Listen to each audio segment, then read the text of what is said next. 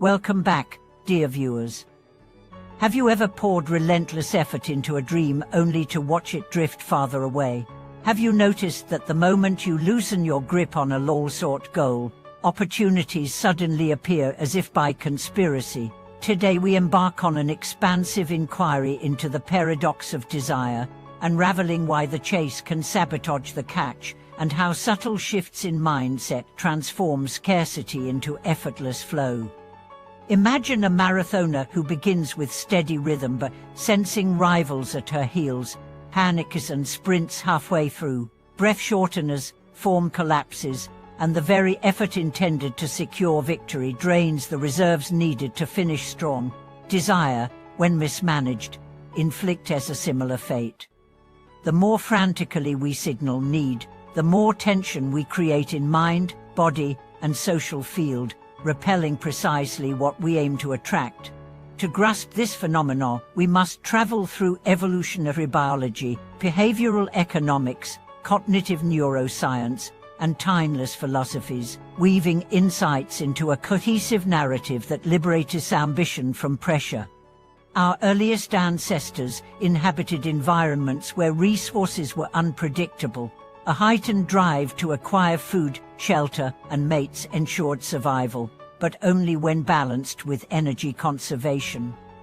Neurochemical high dopamine spurred pursuit, while serotonin signaled contentment. Too much dopamine without replenishing serotonin produced reckless risk, endangering the tribe. Fast forward to modern life, advertising, social media, and peer culture keep dopamine circuits perpetually stimulated, while downtime for serotonin-based satisfaction shrinks. We live in chronic pursuit mode, perceiving lack even amid abundance. This relentless seeking activates the sympathetic nervous system fight or flight, triggering cortisol release that narrows attention and tunes perception toward threats. In negotiation or creative brainstorming, such tunnel vision diminishes cognitive flexibility, making novel solutions invisible. The investor who obsessively tracks price ticks may miss the macro trend. The job seeker who radiates desperation may unconsciously signal low value. The romantic partner who clings too tight erodes the intrigue that fosters attraction. The harder the push, the stiffer the resistance. Behavioral economists describe a related bias: loss aversion. We fear losing potential gain more than we relish equivalent reward. When desire fixates on a single outcome, the psyche frames alternatives as losses, shrinking the playing field. A writer desperately chasing one publisher may overlook self-publishing pathways. An entrepreneur fixated on a single investor may ignore grassroots crowdfunding. By broadening definitions of success, we dilute loss aversion, freeing exploratory energy. Cognitive neuroscience adds another layer. Studies with functional MRI reveal that obsessive rumination on unmet goals overactivates the default mode network, a brain circuit involved in self-referential thought. This drains resources from the executive network required for strategic action. Paradoxically, stepping back through nature walks, meditation, or playful hobbies quietens the default network, enabling insight. Many breakthroughs emerge in showers or on vacation precisely because the mind momentarily releases its grip. Philosophical traditions long anticipated these findings. Stoic thinkers counseled focusing on what lies within our control: effort, virtue, attitude, while accepting outcomes with equanimity. Taoist sages depicted water's soft persistence, surpassing rigid force. Buddhist teachings on non-attachment highlight that craving generates suffering, but not because aspiration is raw. Rather, clinging to specific forms blinds us to the impermanence and interdependence of phenomena.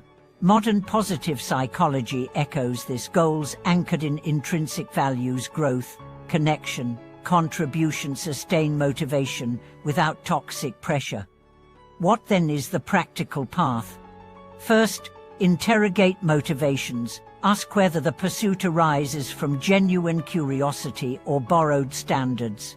Authentic desire feels expansive. Borrowed desire breeds restless comparison. Second, Cultivate process orientation. Shift daily focus from distant milestones to craft mastery, relational depth, incremental learning. The musician who treasures rehearsal nuances often lands the recording deal as a byproduct. Third, integrate strategic pauses.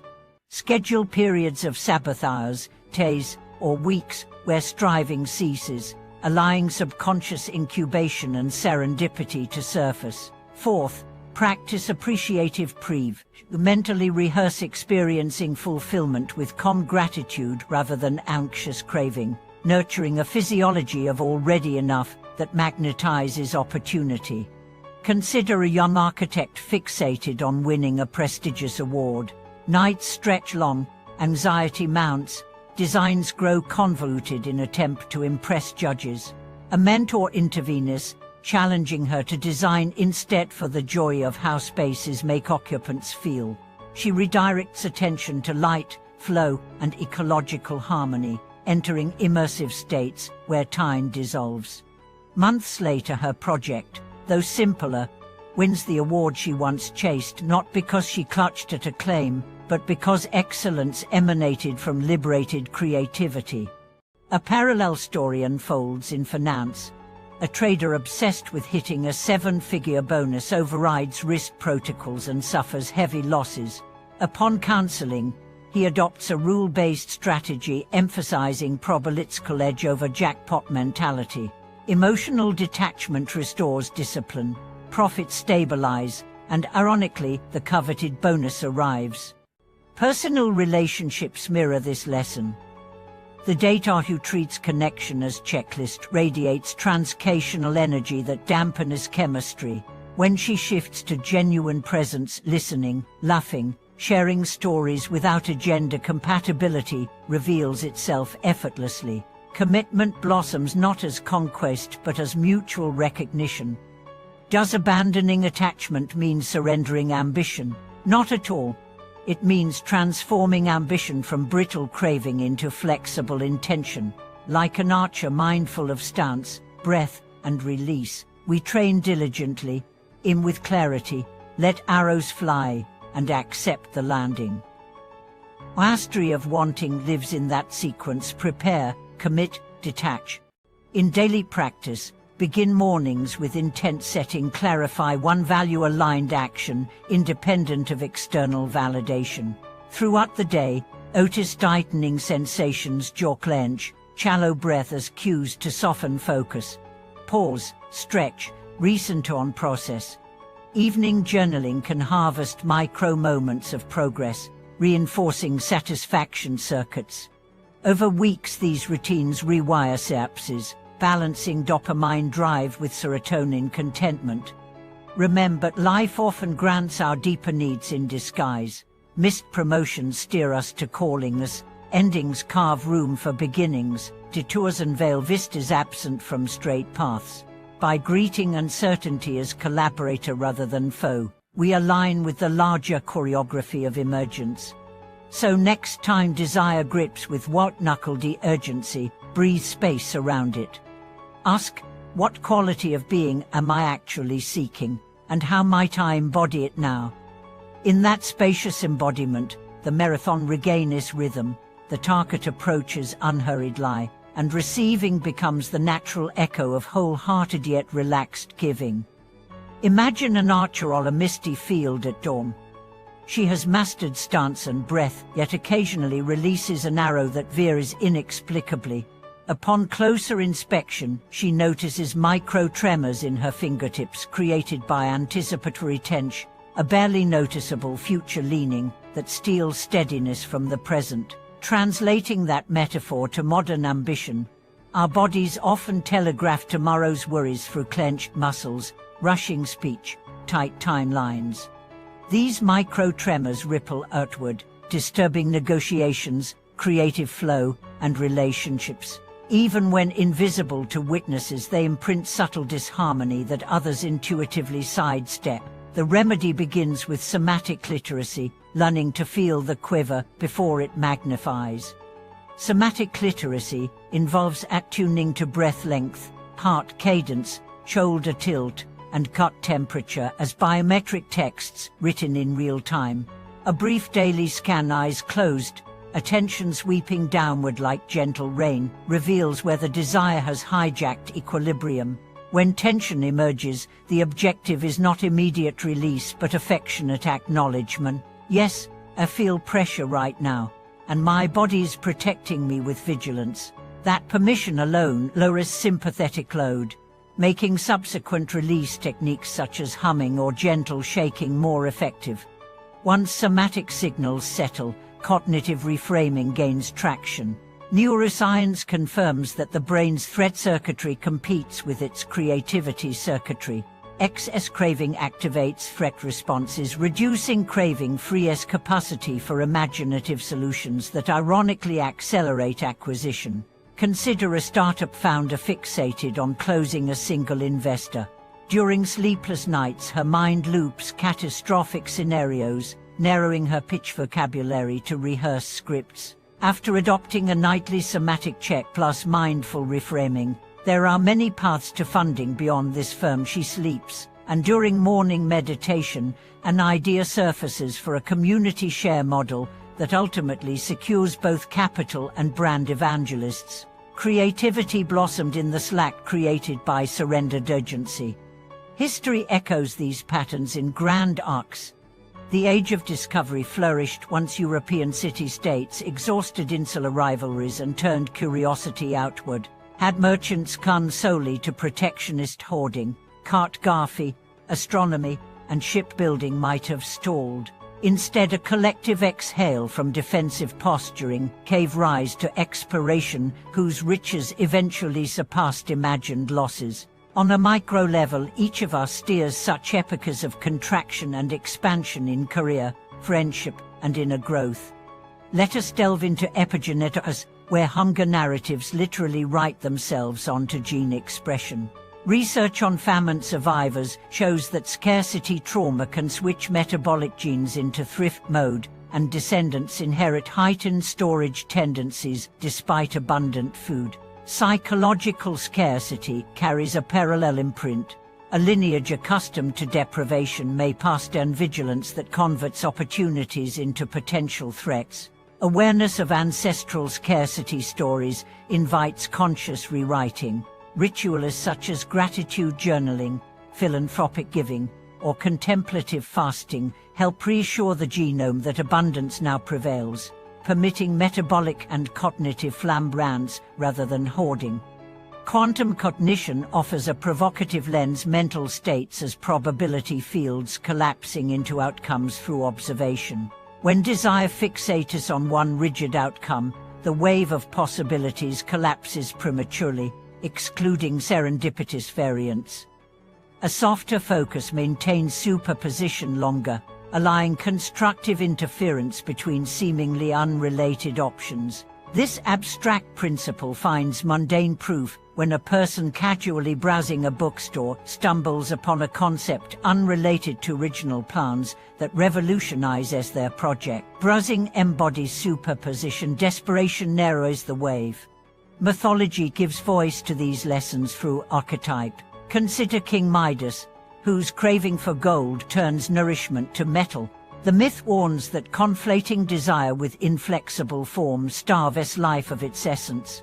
Alternatively, the Grail legends present pursuit tempered by humility only knights you balance fervor with purity, action with contemplation. Cross the veiled threshold. The Grail is less a chalice than a state of being reached when seeking bows to surrender.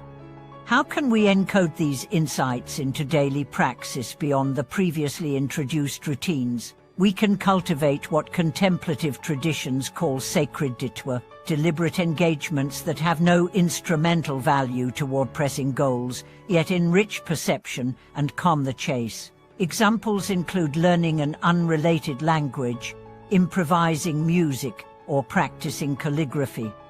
Such detours lengthen the interval between stimulus and reaction, training the nervous system to relish unfolding rather than immediate conquest. Over time, the new pacing infiltrates primary goals, allowing them to ripen organically. Another tool is relational mirroring. Surround yourself with at least one companion who embodies relaxed efficacy, someone who works skillfully yet radiates unhurried presence. Mirror neurons will entrain subtle mannerisms, gradually translating observation into internal habit. This apprenticeship of being cannot be downloaded from books, it breathes in real encounters. Sleep and dream states constitute a further frontier. During REM cycles, the brain rehearses scenarios, integrating memory with novelty. Setting a gentle inquiry before sleep, show me paths I overlooking, elicits nocturnal pattern fleeing beyond conscious biases. Keep a notebook beds, and upon waking capture images, even absurd, then free associate applications. Many innovators attribute breakthroughs to dreams because subconscious networks roam where waking willpower refuses. Importantly, relinquishing feverish pursuit does not guarantee immediate attainment. Sometimes release reveals that original desire no longer serves evolving authenticity. A physician who once chased prestigious specialization may recognize that community medicine aligns better with emerging values. Desire's dissolution thus becomes gateway to vocational rebirth rather than strategic misfire. Let us address ethical nuance. Detachment could be misconstrued as privilege, implying that one can afford to let go because needs are met. Yet even in extreme scarcity, patterns of relaxed agency create openings.